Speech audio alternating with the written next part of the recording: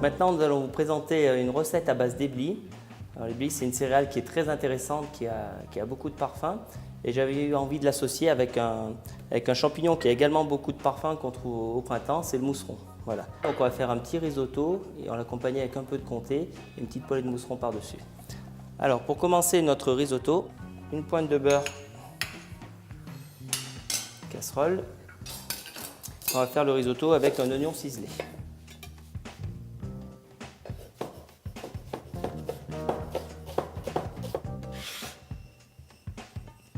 Toujours pour enlever un petit peu l'humidité de notre oignon et qu'il cuise un petit peu vite, une pincée de sel. Et on fait revenir notre oignon sans coloration pour enlever l'amertume. On a préparé la veille un petit bouillon de champignons, c'est-à-dire fond de volaille, cèpe sec. Et vous voyez, j'ai mis mes gros mousserons, on peut mettre les queues de mousserons, tout ça. Ça va donner un goût supplémentaire de mousserons et de champignons au bouillon qui va servir à la cuisson du risotto. Alors attention aux mousserons, ça peut devenir amer, donc peut-être ne pas trop en mettre dans le bouillon, c'est à vous de juger un petit peu. Voilà, mes oignons sont cuits, sans coloration. Voilà, je rajoute mon éblis et je nacre un petit peu. C'est pas tellement pour cuire parce que là votre éblis ne va pas cuire, c'est simplement pour éclater un petit peu la graine, donner un léger parfum torréfié à votre risotto. Ça sera toujours un supplément de saveur qui est intéressant avec l'éblis notamment. Tout petit peu de sel au début de cuisson, on en rajoutera à la fin. Faites attention au sel, comme on va mettre du comté. Le sel, il faut aller doucement. On déglace avec du vin blanc. On laisse bouillir l'éblis pour évacuer surtout les vapeurs d'alcool. Et on va rajouter donc notre bouillon. Donc on va mettre le bouillon sans les champignons, juste comme ceci. On va mettre 4 louches pour commencer. Et on rajoutera du bouillon au fur et à mesure. L'idée, c'est d'avoir juste la quantité de bouillon nécessaire pour cuire l'éblis. En règle générale, c'est pour un volume d'éblis, 2 volumes de bouillon. Et donc là, comme on est fin du printemps, presque début de l'été, là, c'est les derniers mousserons, mais c'est le début du thym de montagne, thym sauvage, qu'on appelle serpolet chez nous. Donc je vais en mettre un tout petit peu dans mon risotto et on en rajoutera tout à l'heure sur l'assiette avec les mousserons, ça ira très bien. Donc là, on est parti pour la cuisson, sur à peu près 10 minutes à un quart d'heure de cuisson.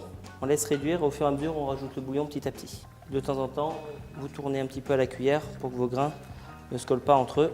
Alors surtout, ne pas laver l'éblis avant, que le gluten en tout cas fasse effet, que ça fasse vraiment effet risotto. Et on va mettre de l'ail haché. Alors j'aime bien mettre l'ail au départ de la cuisson, ça permet de le cuire un peu. Si on le cuit, ça permet d'être plus digeste. Bien joué sur les saveurs en cuisine, hein. Beaucoup de choses qui se passent avec le nez. Donc les choses qui cuisent sont bon en général, c'est que le plat à la fin sera bon aussi. Donc voilà, notre risotto d'éblis est en train de se terminer. Alors vous voyez, par rapport à du riz, les blés contiennent moins de gluten, donc vous n'aurez pas quelque chose de collant comme un risotto traditionnel, on va dire. Par contre, on va amener le lien avec les éléments qu'on va apporter maintenant. Donc je vais rajouter l'élément indispensable au risotto, c'est du fromage. Donc là, je suis resté sur du comté. L'avantage du comté, c'est que ça va vraiment nous apporter un lien intéressant. À partir du moment où on met les éléments gras comme le fromage, le beurre et la crème, vous baissez un petit peu et vous chauffez doucement pour que la liaison se fasse tranquillement avec le risotto. Je vais rajouter un tout petit peu de beurre. Ce qui est important dans le risotto, c'est ce côté gras en même temps qui fait la richesse et le goût. Vous voyez, on voit bien les éléments qui commencent à s'amalgamer entre eux. Et on va rajouter les derniers éléments de mascarpone ou de la crème épaisse, comme vous le souhaitez. C'est ça qui va terminer de rendre onctueux notre risotto. Et là, on laisse cuire un tout petit peu. Le sel est assez présent comme on a mis du comté. Je vais simplement ajouter du poivre, un tout petit peu d'huile d'olive. Donc l'huile d'olive, je ne le mets pas en début de cuisson, je le mets toujours à la fin, parce que je veux vraiment avoir la saveur d'olive. Et une petite touche personnelle à la maison, de l'huile de cèpe. Donc c'est de l'huile d'olive également qu'on a macérée avec des cèpes séchés, qui vont donner un parfum supplémentaire de champignons à notre risotto. On va le laisser refroidir un tout petit peu maintenant. Donc on va maintenant poêler nos mousserons. C'est un champignon qu'il faut cuire très rapidement, donc très peu de gras. On met le mousseron avec un tout petit peu de sel. Je vais mettre un tout petit peu de bouillon. Voilà, vous voyez, ça va activer la cuisson. Un mousseron, c'est très délicat à cuire, hein. Vraiment les faire aller-retour. C'est un des rares champignons, le mousseron, qu'on peut manger cru. Donc pour ça qu'on peut se permettre de ne pas trop les cuire quand on veut les servir chauds. Vous voyez, là je sens qu'ils sont cuits.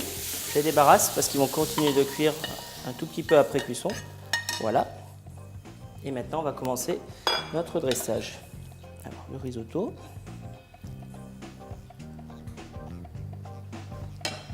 Par-dessus, on se fait un beau petit décor avec les mousserons. Je trouve que c'est très graphique le mousseron, c'est sympa. Et notre élément qui va nous assaisonner le petit risotto, c'est la fleur de serpolet qu'on a ramassée sur le bord des talus en général. Et voici donc le risotto d'éblis au mousseron et serpolet.